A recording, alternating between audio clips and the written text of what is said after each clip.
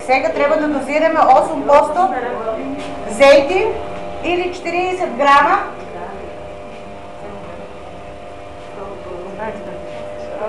40 грама, да, аз го читам, 40 грама сол,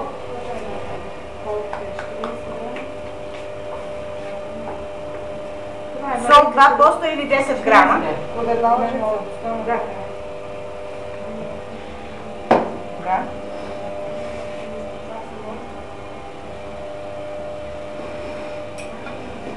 Шекер 5% или половина лъжичка.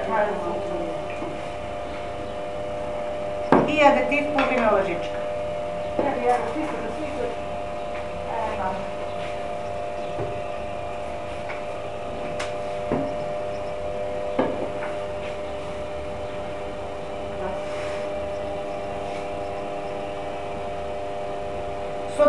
So да дадем сите состойки, трябва сега да... Адетив? Половина лъжичка. Млекото да биде мляко, за да го подготвиме кваси.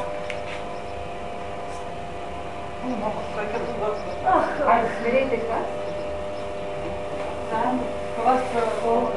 Квас, значи около 20 грама. 4 по 20? 80 грама квас.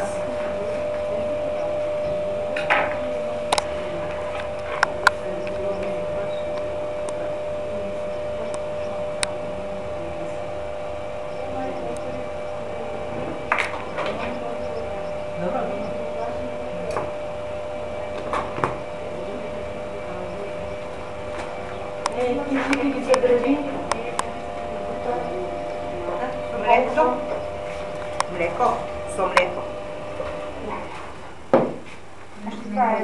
Малко млеко ви трябва?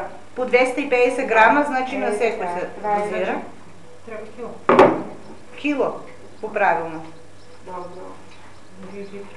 Бидейки сега е топло време за сектор, не трябва много да е топло. Да. Млекото или течността? Дай лъжичко там да го разбъркаме.